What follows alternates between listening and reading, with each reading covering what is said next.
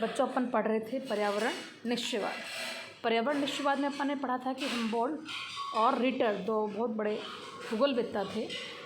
Ritter की पुस्तक Europe और हम्बोल्ट की पुस्तक कॉस्मोस। इन्होंने इसमें अपने पर्यावरण को सर्वोपरि माना था, जो मैंने आपको पहले वाले उस वीडियो में बताया था। इन्होंने पूरी तरीके से कहा था कि मानवीय सभ्यताएं जो हैं वो प्रकृति के अधीन अपना विकास कर सकती हैं। प्रकृति ने उसे जो सुविधाएं प्राप्त की हैं उन्हीं सुविधाओं का प्रयोग करके मानव अपनी सभ्यता को विकसित कर सकता है। 1859 में रिटर हम्बोल्ट की मृत्यु हो जाती है। इनकी मृत्यु के बाद में चार्ल्स डार्विन, जिसको अपन सभी जानते हैं, डार्विन का जो जीवों की उत्पत्ति के संबंध में उनकी सिद्धांत था, जिन्होंने कहा था कि वही जीव सुरक्षित रह सकते हैं जो कि संघर्ष करते हैं, है ना। तो उन्होंने अपनी पुस्तक में उन्होंने पर्यावरण को बहुत महत्वपूर्ण आधार बनाया था और उनके विचारों से प्रभावित कई सारे भूगोलवेत्ता थे, जैसे हिकल थे। उन्होंने भी पर्यावरणीय तत्वों को महत्वपूर्ण माना था। डार्विन ने तो ये तो कहा था कि हमारे शरीर का भी कोई अंग अगर वो पर्यावरण के साथ सामंजस्य नहीं बिठाता है तो वो समाप्त हो जाता है। इसके बहुत सारे एग्जाम्पल, जैसे हमारे शरीर पे रोएं पाए जाते हैं, तो उन्होंने कहा था क्योंकि हम पहले जानवर थे, जानवरों के शरीर पर बहुत सारे बाल पाए जाते थे, लेकिन धीरे धीरे हमें इनकी आवश्यकता नहीं थी तो कम होते चले गए। तो बहुत सारी सिद्धांत थे डार्विन के कि मनुष्य जो है वो प्रकृति के साथ जो सामंजस्य बैठा लेगा वो जीवित रहेगा, जो प्रकृति के साथ सामंजस्य नहीं बिठाएगा वो समाप्त हो जाएगा। हम डायनासोर हैं, बहुत सारे ऐसे जीव हैं, बहुत सारे ऐसे वनस्पतियां हैं जिन हमारे वातावरण से धीरे धीरे वो एबॉलिश होती जा रही है, समाप्त होती जा रही हैं। कई सारे जीव हैं जो हमारे आसपास के वातावरण से समाप्त हो रहे हैं क्योंकि वो बदलते वातावरण के साथ अपने आप को समायोजित नहीं कर पा रहे हैं। तो इसका मतलब है कि पर्यावरण जो है वो अत्यधिक महत्वपूर्ण माना गया है। हिकल ने 1859 में मानव और पर्यावरण की दिशा में एक आधारभूत सिद्धांत दिया था, जिसमें उन्होंने ये स्वीकार किया था कि जितने भी पर्यावरणीय शक्तियाँ हैं वह सिर्फ़ और सिर्फ उन पर्यावरणीय शक्तियों के कारण ही सभ्यताओं का जन्म होता है। इसके अलावा भूगोलवेत्ता हंटिंगटन है, W.M. डेविस है, एलन चर्चिल सैम्पल है, ये बहुत सारे अमेरिकन भूगोलवेत्ता थे जिन्होंने कि निश्चयवाद के सशक्त पालक मानने वाले थे। और जितने भी ये पुराने जोग्राफर्स थे ये नियतिवाद के समर्थक थे, क्योंकि उस वक्त तक हमने बहुत अधिक तकनीकी विकास नहीं किया था, हमें हर जगह पर्यावरण का प्रभाव परिलक्षित होता था। इसलिए हम सब उस वक्त के जितने भी भूगोलवेत्ता थे वो पर्यावरणीय प्रभाव को ज़्यादा महत्वपूर्ण मानते थे। जिसमें कि अब 1911 में अपन चलते हैं तो 1911 में जो फ्रेडरिक रेडजेल की शिष्या थी एलन चर्चिल सैम्पल, वो बिल्कुल कट्टर नियतिवाद की समर्थक थी। उन्होंने तो अपनी पुस्तक में क्या कहा, उनकी पुस्तक थी भौगोलिक प्रभाव इन्फ्लुएंस ऑफ जोग्राफिकल एनवायरनमेंट में, तो उन्होंने बहुत अधिक प्रकृति को प्रमुख बताया है। उन्हें अपनी पुस्तक में क्या लिखा है उन्होंने, मनुष्य प्रकृति पृथ्वी तल की उपज है, इसका अभिप्राय केवल वह पृथ्वी का बच्चा है, उसकी धूल का कण है, वरन वह उसका पालन पोषण भी किया है। कि प्रकृति मनुष्य प्रकृति का बच्चा है, उसका धूल का कण है, प्रकृति ने उसको जीवन दिया है, उसके कर्तव्य निश्चित किए हैं कि प्रकृति ने उसको जीवन तो दिया ही है, साथ में उसको क्या करना है क्या नहीं करना है ये भी प्रकृति के द्वारा निश्चित है। जैसे वो क्या खाएगा, क्या पहनेगा, क्योंकि उसको अपने एनवायरनमेंट में जो मिलेगा, जैसे भारत के पश्चिमी भाग में अगर जाते हैं तो वहाँ पर चावल अधिक पाया जाता है, तो वहाँ के लोगों का चावल मुख्य आहार है।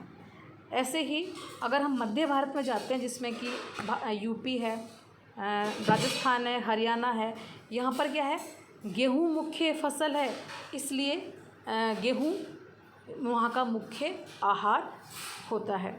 फिर इसके अलावा हमारे आहार के अलावा हमारी जितनी भी हम क्या पहनेंगे, हम ठंडे इलाके में रहते हैं तो निश्चित रूप से हम गर्म कपड़े पहनेंगे।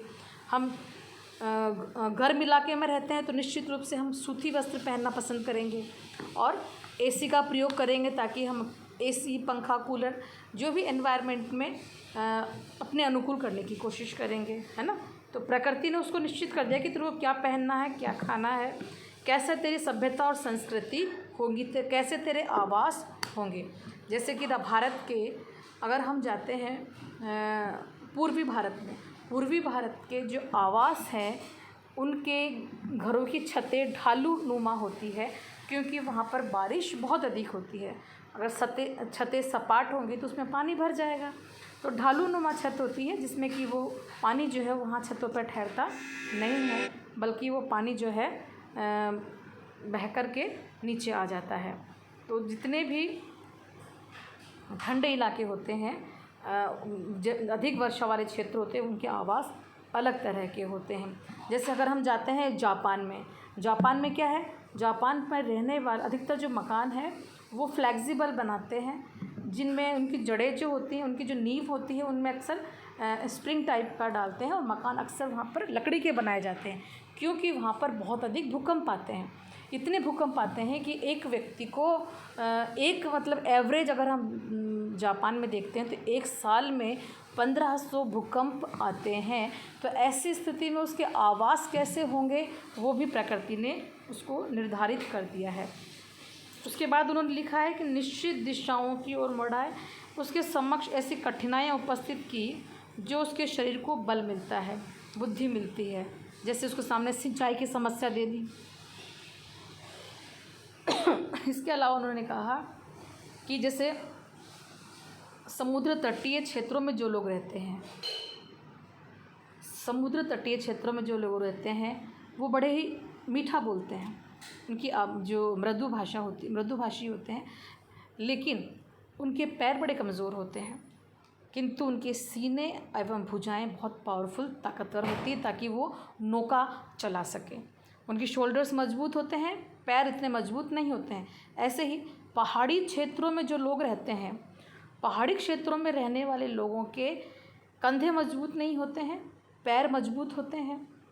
उनके जो पैर, उनकी लंबाई बहुत अधिक नहीं होती है, बहुत लंबे होंगे तो ऊपर चढ़ेंगे तो वो झुक जाएंगे, इसलिए उनकी लंबाई कम होती है, पैर मजबूत होते हैं।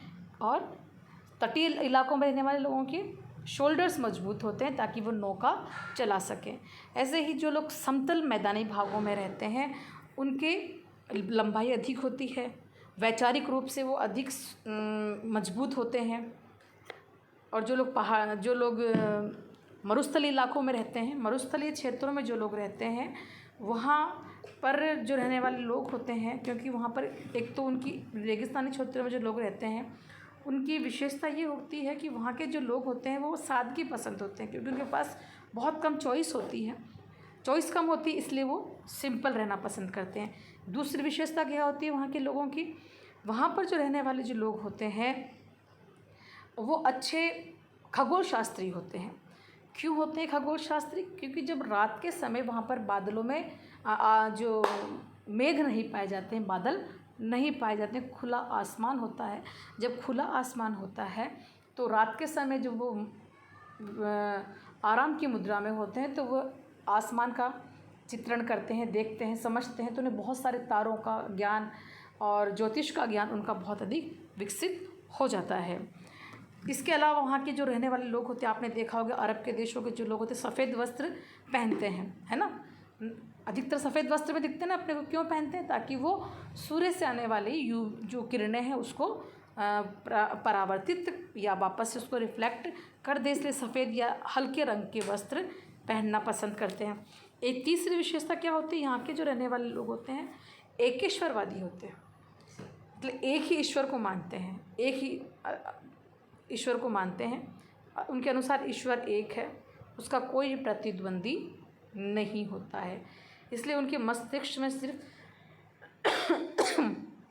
एक ही सोच होती है एक ही भगवान होता है, उनके लिए एक ही सब कुछ होता है, इसलिए थोड़े से वो अपने धार्मिक जिनकी भावना होती है वो थोड़ी सी कट्टर हो जाती है ना।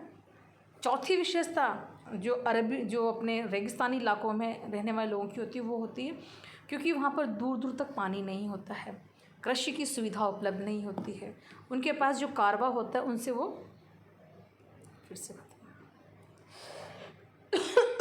अरे राम जी, आज तो मैं बहुत सारी करू कर मानूंगा चाहे कुछ हो जाए। बहुत